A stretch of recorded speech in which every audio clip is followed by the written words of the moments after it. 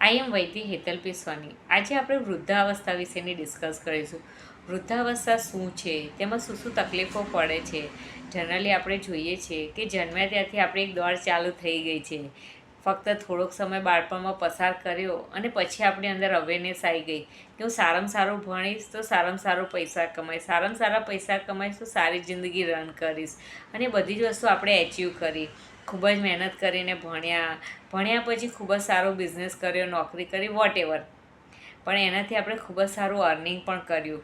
અને બધી જ વસ્તુ કર્યા પછી લાઈફના અંત સમયમાં પડાવે પહોંચ્યા પછી કેવી રીતે લાઈફને મેનેજ કરવી, અને એવું લાગે છે કે કંઈક ખૂટી રહ્યું છે તો એને કેવી રીતે મેનેજ કરવું. મારી પાસે જેટલા વૃદ્ધો આવતા હોય છે ત્યારે એ લોકો પોતાની આપવીતી કહેતા હોય છે ત્યારે મને અતિશય દુઃખ થાય છે. એ લોકો કે લાઈફમાં બધું જ કર્યું બેન, પૈસા કમાયા, ખૂબ જ સુંદર રીતે બધાનું એરેન્જમેન્ટ કર્યું. દીકરીના ઘરે છે, દીકરો વિદેશમાં છે, અમે બે અહીંયા છીએ, પણ કન્ડિશન શું છે કે મારું શરીર સાથ નથી આપતું. ઘણી બધી તકલીફો પડે છે. રાત્રે ઉઠવું તો પથારીમાંથી ઉઠીને બાથરૂમ સુધી જતાં પણ બીક લાગે છે કે જો પડી જઈશ તો મને કોણ બચાવશે અથવા મને કોણ પકડશે, અને જો પડી જઈશ અને કંઈક વાગશે કરશે તો શું કરીશ. એવા ઘણા બધા વૃદ્ધો છે કે જે ઇન્ડિયામાં છે અથવા આઉટ ઓફ ઇન્ડિયામાં છે. એ લોકોને પણ લોનલીનેસ ફીલ થાય છે, કારણ કે ઇન્ડિયાની કન્ડિશન એવી છે કે 60-70% પેરેન્ટ્સ એકલા રહે છે. એમના બાળકો તો એમને છોડીને વિદેશમાં રહેતા હોય છે. આથી હસબન્ડ અને વાઈફ એ વૃદ્ધાવસ્થાનો જે છેલ્લો અંત સમયનો ટાઈમ છે એ પોતે એકલા વિતાવતા હોય છે. એમાં પણ બે કન્ડિશન હોય છે, કારણ કે બંનેને બીક લાગતી હોય છે કે અત્યારે તો અમે બે સાથે છે પણ કાલ ઉઠીને બેમાંથી એક તો થવાના જ છે ને, તો એકલા કેવી રીતે જિંદગી વિતાવીશું. અને આટલા મોટા ઘરમાં આટલી મોટી જિંદગી એકલા કેવી રીતે કાઢવી. બીજી વસ્તુ પોતાની શારીરિક તકલીફોની ચિંતા થતી હોય છે. ત્રીજી વસ્તુ કે કદાચ કંઈક ફાઇનાન્શિયલ પ્રોબ્લેમ થાય, કે ધારો કે મને ફિઝિકલ હેલ્થમાં ડિસ્ટર્બન્સ થશે તો મારું ફાઇનાન્સ કેવી રીતે મને હેલ્પ કરશે, અથવા મારા દીકરા અને વહુઓ મારી પાછળ પૈસા ખર્ચશે કે નહીં. તો આવા ઘણા બધા ક્વેશ્ચન આન્સર સાથે એ લોકો મૂંગા વિચારતા હોય છે કે હવે કેવી રીતે એરેન્જમેન્ટ કરવું.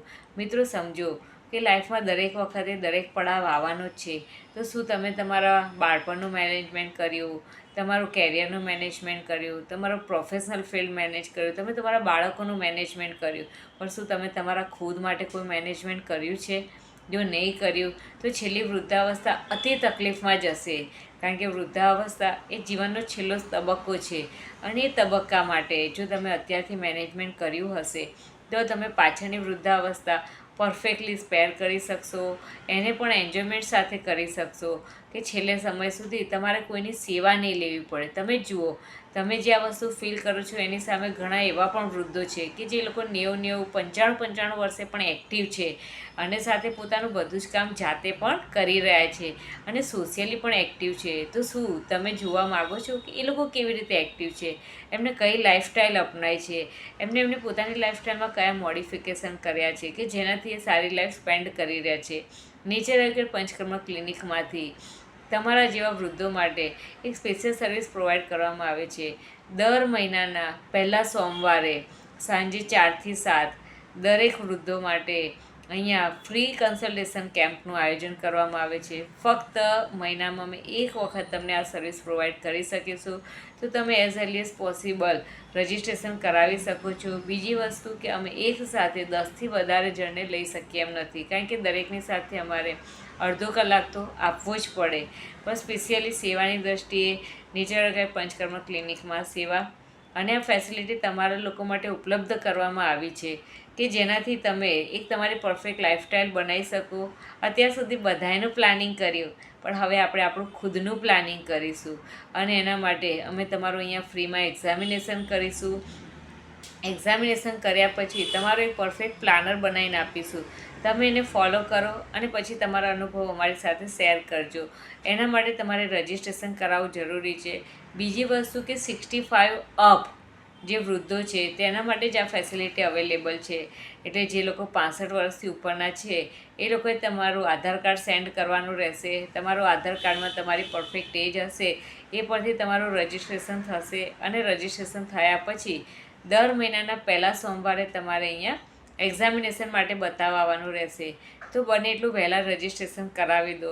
જેમ જેમ રજિસ્ટ્રેશન થશે અમે તમને ડેટ આપતા જશું. તમારો જો ફોન નંબર આપેલો હશે તો અમે તમને ફોન કરી અને સામેથી તમારી એપોઇન્ટમેન્ટ ડેટ પણ આપીશું, જેથી તમારે વધારે સમય સુધી વેઇટ ના કરવું પડે. પણ આ સેવા ફક્ત ને ફક્ત તમને ઉપયોગી થવા અને તમારો લાઈફનો છેલ્લો તબક્કો આનંદથી અને ખુશીથી તમે સ્પેન્ડ કરી શકો તેના માટે જ આ સેવા અમે ઉપલબ્ધ કરેલી છે. આનો લાભ લઈ અને તમારી લાઈફને ફરીથી પહેલાં જેવા ઉત્સાહ અને ઉમંગથી સ્ટાર્ટ કરો. બસ એવી શુભેચ્છા સાથે અમે આ પ્રવૃત્તિ ચાલુ કરી રહ્યા છીએ.